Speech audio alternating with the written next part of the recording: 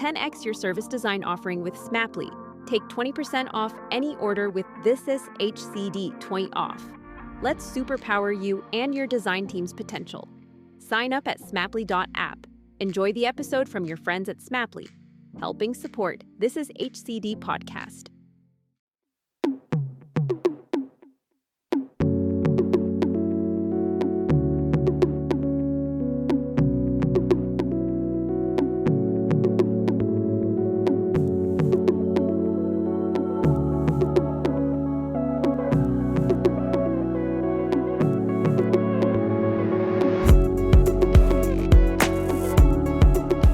Hello and welcome to another episode of Bringing Design Closer, the podcast focused on discussing design's role in tackling complex societal issues. Our goal is to have conversations that inspire and help move the dial forward for organisations to become more human-centred in their approach to solving complex business and societal problems.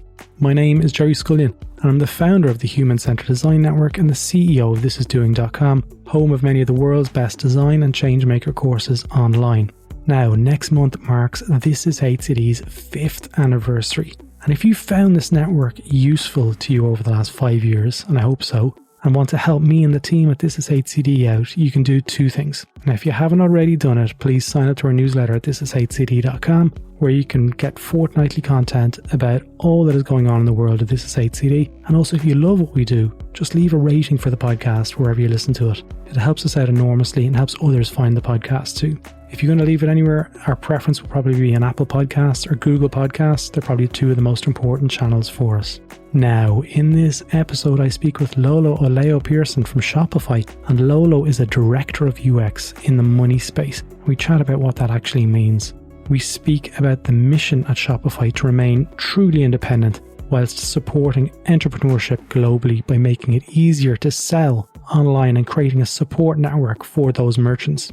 What really interested me though was the points about how Shopify makes money and also they share the risk in opening up available funds to enable businesses to succeed. I mean, that's a huge statement right there. They open up those funds for businesses to succeed. And I can't really think of many other businesses out there who walk the walk quite like this. Many of you know talk the talk very well, but this is a really exceptional case and I was really keen to drill into what that actually means.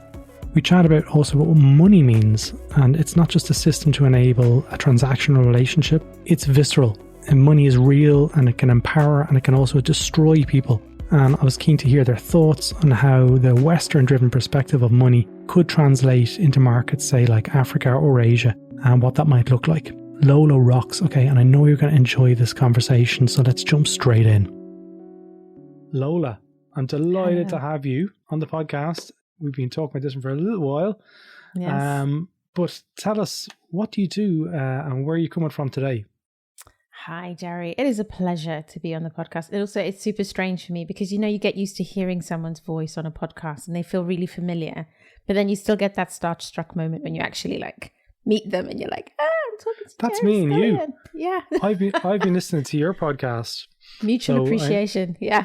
Well, there you go. It's kind of like, two worlds colliding here today, I love obviously, we've been speaking with, I've been speaking with Jen over at Shopify for the last couple of months. Jen Shaw. Yes. Jen Shaw, who could have been here, but I think they wanted a day off, so weren't able to make it to this podcast. We occasionally give her some holiday. Yeah. Yeah. Well, was it 3 days off a year you get at Shopify or something? Yeah, it's great. Yeah. A little bit more than that. But you're fantastic sponsors for This Is HCD for the next 6 months, and we wanted to connect with somebody at Shopify to talk to us a little bit more about what you do and why Shopify is, a great place to work. And this is not a salesy kind of conversation. I'm going to get into the nuts and bolts. Yes. No, it's good. It's good. I'm good at sales, but I kind of draw the line at BS. So we'll do some real talking. But so I'm one of the directors of UX at Shopify. There are a few of us, but I look after our money products. So I'm the bank. I bring the bag. My team designs a bunch of specific financial solutions to help entrepreneurs just focus on the business of selling. So we take care of payments, we sort out loans, we do some business banking stuff. We make sure they get their money where they need it, when they need it, as quickly as possible. We try to take care of the stuff that they don't need to be an expert at in order to run a business, so that they can actually be an expert at, supply management and marketing and buyer relationships and the stuff that really makes a difference for them. We're assuming that people know what Shopify is. Oh, that's a good point. Yes. So, like, I've known about Shopify since 2010, maybe. Oh, you're good. I had no clue who they were in 2017 when I first got a call. I was like, who the hell are these people? Nope, no thank you. Oh, it was insane. Like, I remember when it came on the market, because the alternative at the time was WooCommerce, I think. Yes. And probably a few other ones that were just kind of not very easy to use. Yeah. And I remember like, wow, you can get all these kind of look and feels, and you can compete with all these big businesses very quickly and have a great experience. Yeah. It's been going for quite a while, and it is a Canadian business or a German business. Well, it's kind of both. So our founder, Toby, is German, and he emigrated to Canada. And the how I built this episode with him on NPR podcast is worth a listen. He talks about he was in an in-between space where he wasn't allowed to get a job, but his immigration status allowed him to start a business. So with a friend, they co-founded a snowboarding shop selling snowboards, and very quickly found it really hard to build and maintain the shop, and pivoted into making it easier for other people to set up shops and take online payments, and Shopify kind of grew out of that. So it is essentially an entrepreneurship platform. So if you have an idea for a thing that you want to sell, go to Shopify. You can start with a bunch of really easy stores templates or build your own. So we kind of cover the spectrum of technical literacy.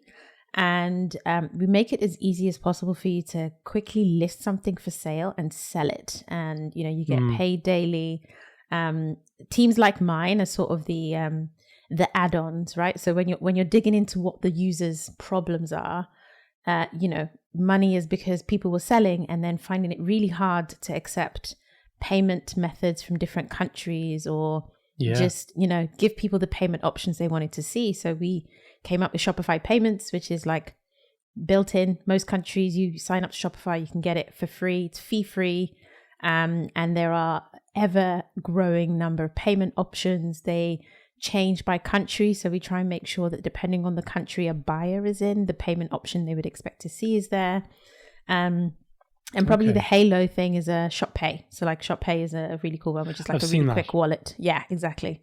Yeah, so, it's like GPay for the Android phone. It's super cool. Shop Pay. It's everywhere, and it just makes it easy. And I'm a bit obsessed because it then means I can like track anything I bought with Shop Pay in the app, and I can just follow the little dot to be like, when will it be delivered? I know. I remember the Shopify way back in, I suppose, the early days by the sounds of it. And it kind of grew. And around that time, I had a small agency in Sydney where we did WordPress kind of integrations, and we would sell, and we would kind of do a mashup of being able to enable e-commerce to happen within WordPress and stuff. And then I got to a point around 2012 or 2013 where we went, what's the point anymore? Just use Shopify. I remember we used to say that all the time. We were like, we can't compete with this. Yeah. Just, why would you pay us 20 grand when you can just go and get a Shopify account and do it like that? So we ended up kind of closing our doors pretty quickly. Yeah, it's an interesting evolution though, because I think like it's a bit of this and a bit of that, because like I used to have a WordPress store with like commerce, and you'd have all of these plugins that unfortunately broke a lot. Like every time there was a bit of an upgrade, you had to go in and like fix all of your plugins again, and it was super painful. But you had a lot of flexibility, and I think there is a trade-off, right? What Shopify does is it says you're probably trading off a little bit of flexibility, right? We are not trying to give you everything in the kitchen sink. We are trying to give you the fastest, simplest, cleanest way to get from A to B. And so I reckon 80% of people want to be there. And then there's probably 20% of people for whom it's a bit inflexible and they want a bit more. And, we're looking at that as well. But actually, we're quite comfortable that like it's the 80% that we're designing for. And so there's a sense there that like simplicity is more important than comprehensiveness of features and all that kind of stuff. There was kind of a whole kind of pattern of new businesses around that time as well. Squarespace was launching, similar and thing. it was a similar kind of trajectory of, well, why would you do that when you can just go to Squarespace? And there's probably a host of others like Wix and the WYSIWYG kind of control. That was really kind of a game changer for a lot of people. Yeah. And way back then, can I just say, like, the mission statement has kind of shifted an awful lot from way back there. I think it has. I could be completely wrong on this now, but I do remember it was just really about getting people online really quickly and make people stay. Whereas now, from when I was speaking to Jen, the mission seems to be a lot more kind of ethical in terms of making the next 1 million people, online, and it seems to be a lot more deep rooted in some sort of human centeredness. Is that fair to say? Does it feel like that? So I can only speak to the being in on the inside the last 2 years. And as I said, 4 years ago, I didn't even know what this company was. So I won't lie. But the lore of Shopify that I have heard is that it was always quite human centered and user centered. So like Daniel and Toby, the two co-founders, Daniel was very design led himself. So he kind of cared a lot about abstracting complexity out of the system, and Toby was very much like, it should be possible to build all the things, and so he was kind of deep in the code and the infrastructure. And so that combination meant that there probably was a time when they were worried more about online commerce, and so e-commerce was the thing, and just kind of selling online and making that simple. But the mission now is make commerce better for everyone. So it's not actually that different. It's probably more an acknowledgement that commerce is omnichannel. So like e-commerce isn't the only place you should ever want to or be able to sell. And we can probably serve all environments.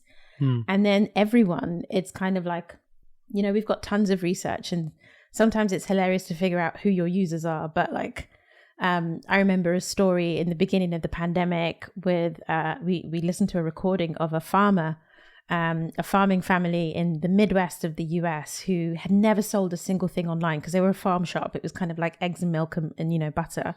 And then the pandemic forced them to close down. And so they gave it a go, like a couple in their 60s.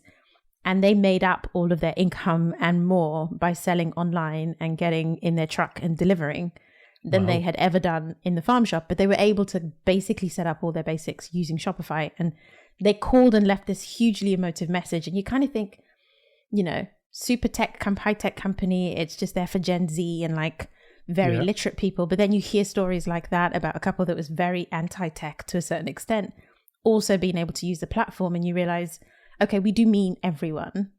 And certainly my lens on it is, how do we make sure everyone means everyone? Like, who do you see in everyone?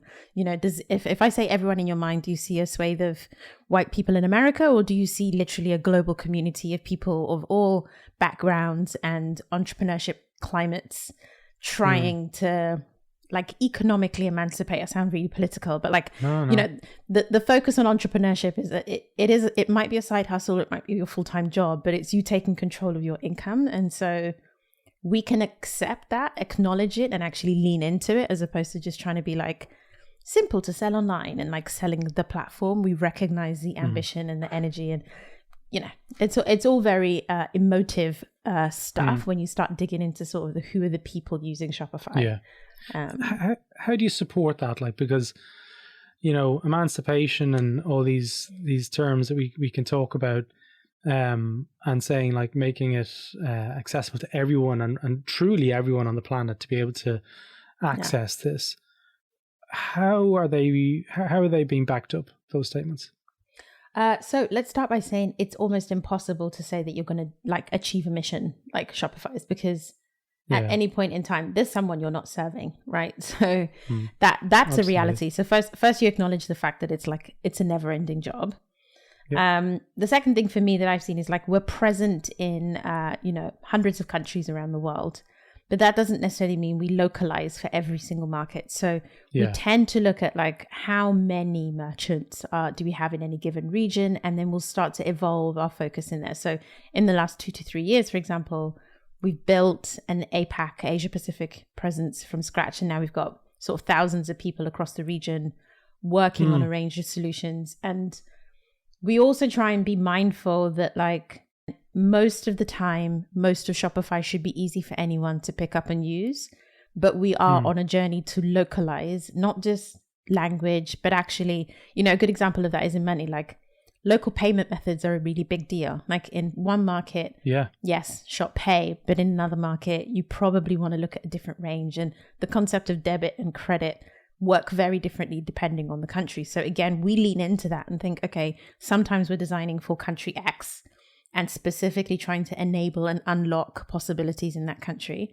But the majority of the time, we're trying to create a global maxima, I think is a term that Toby uses. I'm not sure if I'm interpreting it right. But explain what that means then.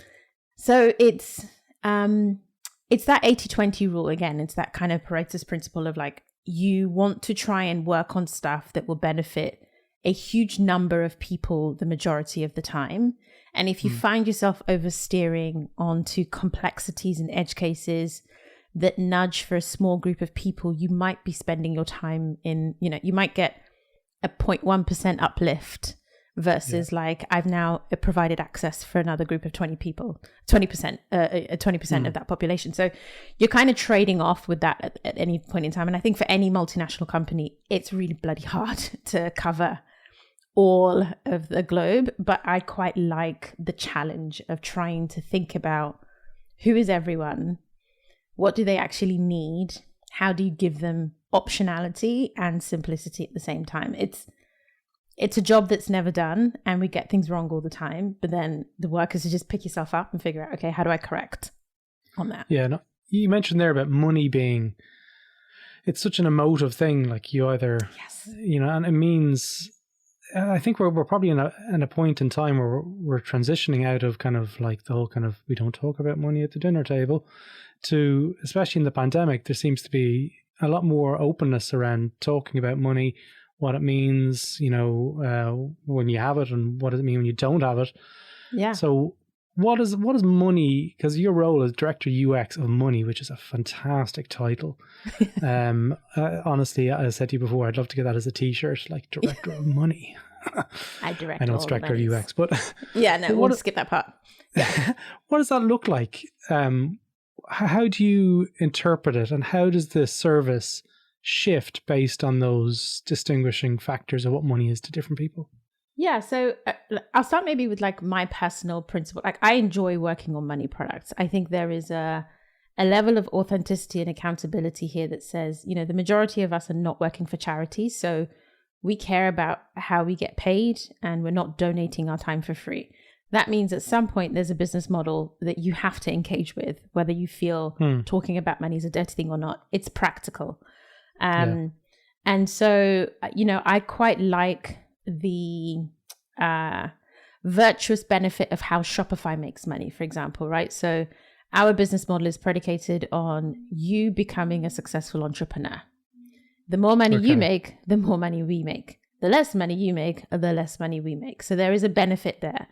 And that applies in the way that we set up our financial product. So tell us what that looks like. I know there's subscriptions in there as well.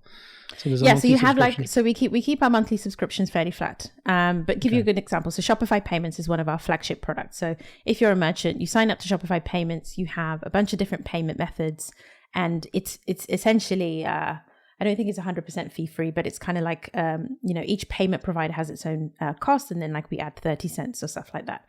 Now, if you're selling to 20 people, you will pay us 30 cents 20 times. If you sell to 1,000 people, you will pay us 30 cents 1,000 times. And so there is a virtuous benefit there that we're not charging you more for selling to more people. We're charging you the same however many people you sell to, but the better you perform, the better we perform. And so we try and set up all of our products in this way that they are grounded in not penalizing growth and success, but they're actually scaling with the merchant's own improvement in their circumstances. A good example of that is like we have a loan product called Capital.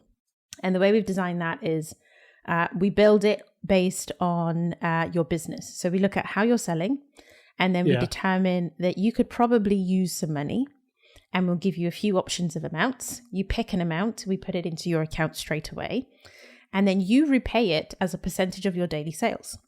If you sell nothing, you repay nothing. If you sell a lot really quickly, you repay it faster. And if your sales slow down, you repay it slower. But at no point is money due to us if you haven't sold anything. And so again, we get that incentive is locked into you doing the thing that helps you, and then we get paid back. And so when you design your products that way, you have to think about the product itself, but then you have to think about like, well, if I'm lending you money as a capital loan, what you probably want to do is go buy some inventory. So how do I make it easy for you to go buy that inventory? Or how do I make it easy for you to go get the marketing that's going to get you the sale? So I care not just about how I'm giving you that product. I also care about the next step you're going to take when you have that those funds in your hand. And that I think is what makes it interesting when we're designing. But it creates complexity, right? Because then it's like you're trying to solve all the problems in one place. We're not, but we're trying to always question ourselves on like, how do you design this so that it's a mutually beneficial model, even though it costs us money to offer these services. So we have to consider about our business model as well. So how is that, like, is it a closed network in terms of, do people have the choice to opt in or opt out of these things, or is it a case that, Absolutely. Okay. So I'm trying to understand a little bit more around what does it look like as it scales, because as I said, so where does that look like, say, in countries that are, shall we say, than other countries? Like if we were talking earlier about Africa or even like other parts of the world that, how does it adapt based in those territories? So or does it adapt? It depends on where you are. So like I think we do better in some regions than others. I was surprised to find we have Shopify merchants in Nigeria, which is where I'm from. So cool. Which is super cool. But that speaks to the 80% thing, right? Like Nigeria, national language is English, even though we speak over 200 odd local dialects and languages. So the platform doesn't need to be translated. And we have a huge diaspora. So there are people living in Nigeria who are very American or European or, lived in Asia. And so when they go home, they bring those influences and those expectations of delivery and service with them. So there is an emergence of Western like e-commerce in Nigeria that Shopify is able to serve, and tech that Shopify is able to service. But my mother runs a business where she sells a product in Nigeria, and she cannot use Shopify because the majority of her sales happen still in day-to-day contact between people and like having salespeople and marketers and a different model. So we don't have enough merchants to say fix all of those things. But where there is an intersect of what Shopify offers and what the market demands, then it's definitely serving that. I think because the model works exactly the same way everywhere, the same thing still applies. Like Nigeria isn't as wealthy as, say, the US, but for the merchants who are using Shopify and have buyers on Shopify, they're managing to make the business work within the calculations that they've got. Otherwise, they wouldn't be using the product. So that equitable mindset of like, if you do better, we do better still applies, even if we haven't 100% said like, here's a Naira-based version of Shopify for the Nigerian market. I'd love to see that happen one day. I know. It'd be so cool. Yeah. I mean, what I'm kind of interested in is the current state of where because it's the world is in different places. Some places are more mature than others, obviously, in terms of financial services. Yeah. What does it look like, say, in the short term, and where does Shopify see it going in, say, the next 5 or 10 years? What does that look like for the service? Because it is a service now. It's no longer just a platform to sell t-shirts on. There's a whole ecosystem at play here, is what I'm hearing. No, 100%. I think what it looks like for us is just doing what we've become very good at, which is adapting, listening to our users and then adapting to their needs as it happens. So, for each market, we have to consider regulatory environments, legal environments, and economic environments. And I think sometimes that means, yes, we have a lot of users, but we can't customize. And that's just a practicality, the decision we need to make. Sometimes that says, okay, we have a lot of users and now we're going to start doing cool things. So a really good example of that is, I said, in the last 3 years, we've grown in Asia Pacific. And one of the things that is very clear, like I personally perceive Asia Pacific when it comes to fintech to be way more progressive than any other region in the world. It is. And so we had merchants wanting to offer payment methods that we would not ever need to think about in North America and Europe. And so we kind of innovated this concept of a dev platform, a payments platform. So we allowed partners to build their own payment methods into Shopify's ecosystem so that we could offer merchants those payment options in that market. And so we offer Alipay, therefore, in parts of Asia. But we don't offer Alipay all over the world. So we recognize that the extensibility that was needed from Shopify, and for those who had the ability to build into it, we made it possible, but we didn't necessarily build that ourselves from the center because it didn't apply as broadly as we would like. So there's always that stretch that says that we'll pay attention, and then how do we enable and empower? And that payment platform is now scaling. And so there are lots of other places where potentially we'll allow people to build their own payment methods into Shopify so that merchants can access that and benefit from it. So we try and think about it as an extensibility capability. So like, how do you extend Shopify even if we ourselves aren't actually offering that service? So moving into the world of kind of, say, you have a store, for argument's sake, you're selling t-shirts. Yes, always which a lot of our merchants, store. Yeah. I sell t-shirts, yeah. Does it have director of UX money in it? It should do. I know I'd buy one. What does it look like in terms of other services then? Because you can see that Shopify started here and then it's growing, and suddenly it's getting closer to what a bank would have been 10 years ago by offering these kind of flexi loans and all these different things. So 10 years time, does it move into the world of where, Intuit and QuickBooks and holistically supporting the business, a one-stop shop? Look, where is it going, is what I kind of understand. Yeah, tell me what you're going to do in the next 10 years. Yeah, but do you know what? This is the thing that's fascinating, right? I haven't got a clue, so I can only respond Speculate. as like what is my personal opinion, and I don't know if this is actually the company's opinion, right? But I have a very allergic reaction to the concept of one-stop shops, because what ends up happening is you get this kind of closed ecosystem scenario. Absolutely. And then tech evolves and people want different things, and then you basically feel like you're stuck. Or you have to start from scratch, and like it doesn't feel super dynamic. And I don't think one company serves everybody's needs all of the time. Yeah. So my ideal outcome for Shopify, if I stay here for the next 10 years in this money space, is we are not a bank. We don't have a banking license. I personally hope I'm not going to spend time trying to get one. What we can do is say, like, what unique things does that actually give us the opportunity to do? So a good example is we can lend you based on the business we see, as opposed to putting a loan that makes your house at risk, right? So we can give you that benefit in a way that a bank probably would want to collateralize a loan. Yeah. And their risk modeling forces them into that scenario. Ours means we have something else that we can use. Can I ask on that? Like, say you mentioned there about freeing up some of the assets and giving it back to them and saying, when you sell, you pay us back. Mm-hmm. What happens if you don't sell any more t-shirts? What does it look like then? Has that ever arose? Yeah, it happens. You don't pay us back. Like, really? But this, you ride the risk. I can honestly tell you that happens at a much lower rate. So I used to work at Capital One, so I understand the world of credit as well. It happens at a much lower rate than anyone would expect. So people kind of go to that place. It's like, oh, you're going to lend people money. They may never pay you back. Let's develop some like massive repayment muscles and go get bailiffs and knock on people's doors. And it's like, what we're doing is saying, like, this is your business. You're doing it to, pursue your interests or like emancipate and quit your job and set up a career for yourself. So you care about making money. And therefore, if you're going to do it and you're going to do it well, you're going to pay us back.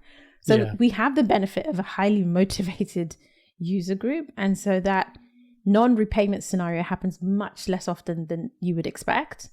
But in that, it's kind of like, okay, how do we get you back into selling? Do you need to start a different business? Do you want to sell in a different way? Do you want to change your supply? Do you want to simplify your marketing? Like, our support teams are not your usual tech support. They're like business coaching and counseling teams, and they're like, it's a 360 conversation. So it's really nice in that sense that like, it's not something we have to over design for, because it is a very, very low incidence, and our risk modeling allows for that. So we end up on the other side, which is people have one loan, do really well, and then they kind of go and get another loan so they can get more resilience in their inventory, right? So they don't sell out so often. So they're kind of, and so we ladder them through the business stages really effectively, and it kind of works.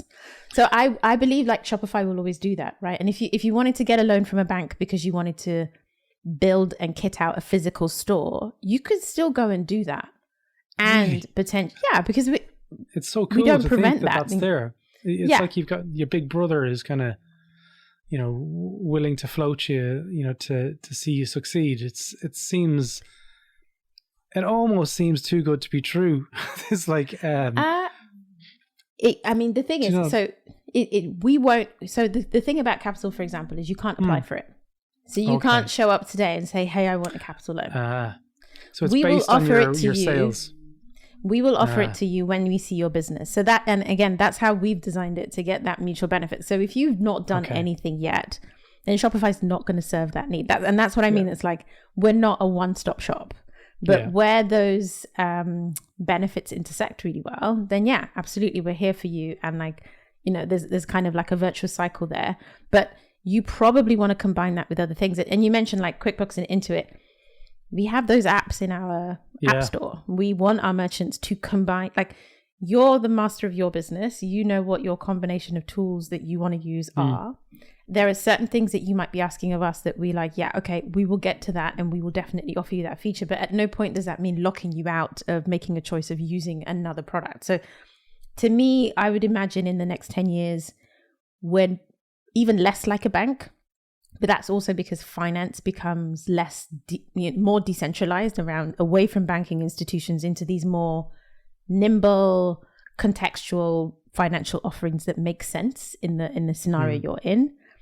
And we are still allowing you to kind of have this permeable experience where like you can do stuff on Shopify exclusively or with Shopify and parts of other partners. And what we do is we connect really well. So we don't make it hard for you to use other services alongside Shopify. And I feel like that feels more right than let's build giant wall garden ecosystem Shopify where we do everything for you and you never need to leave. And actually what ends up happening is it's a burden for us to ever keep up with all the things that you will ever need anyway. Yeah. So I'm going to ask a question here now that it's on my mind, and I was like, can I ask it? Will they know the answer? So in your experience, you've been there in that business for 2 years, right? And you mentioned there that businesses, you can get advice and business coaching and stuff through Shopify. What are the top 3 things that businesses get wrong, and what does Shopify do? Can you? It doesn't have to be scientific. Just no, it's roughly. Good. So this is I don't know if this is like the technically considered, but things that I have seen. So number 1, or number 3. We'll start number 3 and we'll work to number 1. Okay. Well, the number 3 is figuring out where your actual buyers are. Okay. So like everybody hates, we all like to poo-poo on ads, but they're actually really important because if you're selling something and you want to start selling something, no one knows who you are. So you have to turn into a really great marketer. And that could be ads, that could be content, but you have to go and get the people who want to buy the thing that you have to sell. And no one can do that for you.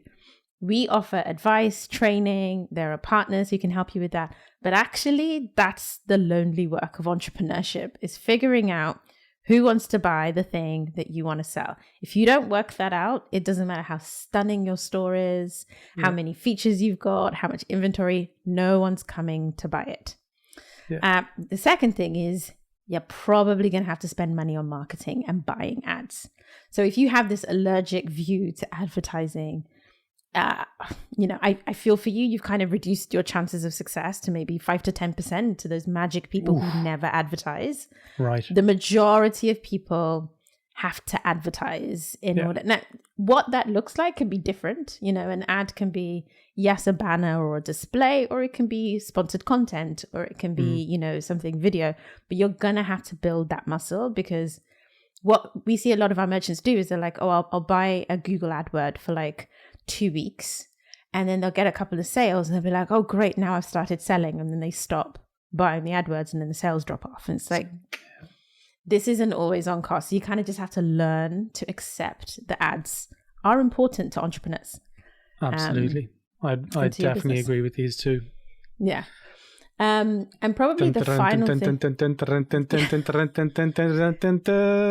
you won't be surprised to hear is manage your money. So we sometimes see people fail at the weird intersection of success. So you have sold a lot of products and then you have immediately recycled that cash, but you didn't factor in what you need to spend to ship the product. So you now have to get that product to the people who've bought it, and suddenly you find your cash flow is gone.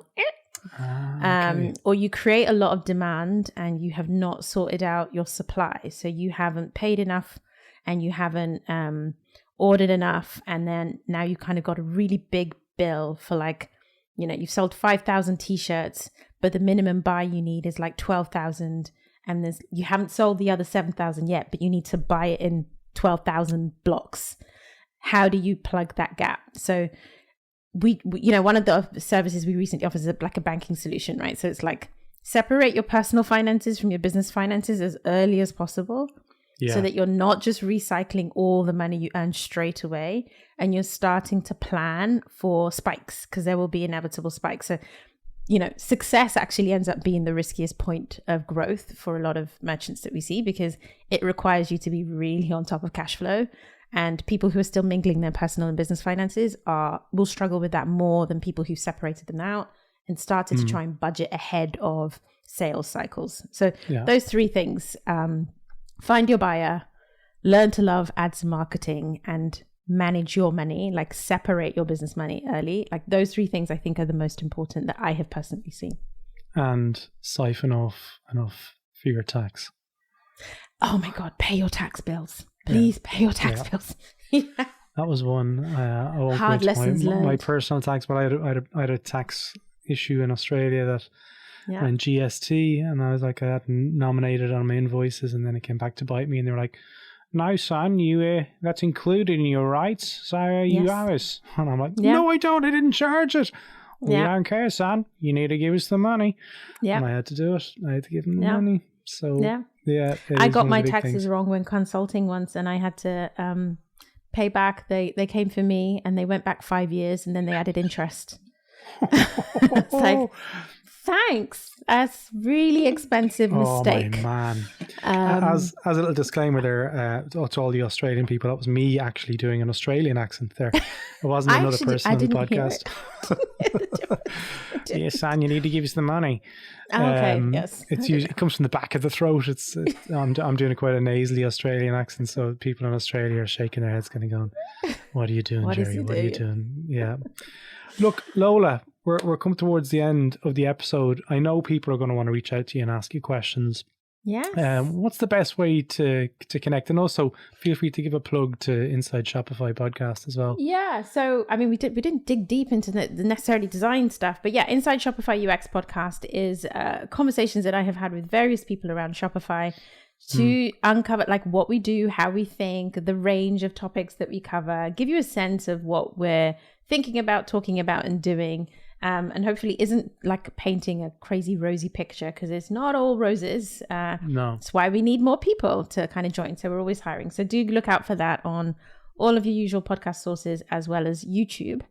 And I am on Instagram. Not Instagram. I'm actually not. But I'm on Twitter at Lola Oye. And I'm also on LinkedIn. Probably better to DM me on Twitter, because I have been hiding from my LinkedIn inbox for about the last 3 years. So it takes a little bit longer for me to reply to messages on LinkedIn, but I am active on Twitter. So feel free to at me or DM me there. I'll throw links to both of those into the show notes. But Lola, Amazing. Great speaking with you today. Thanks so much for your time. Thank you, Gerry. It's been a real pleasure. So there you have it. That's all for this episode of Bringing Design Closer. If you like this episode, feel free to visit thisishcd.com, where you can access our back catalogue of over 100 episodes, with episodes related to service design, product management, design research, and much, much more. Now, if you're interested in design and innovation training, feel free to check out our business, thisisdoing.com, where you can join online classrooms and learn from the world's best design and innovation leaders. Join the This Is HCD newsletter, where you'll receive updates from the network, and also, if you're interested, apply to join the Slack community on thisishcd.com. Stay safe, and until next time, take care.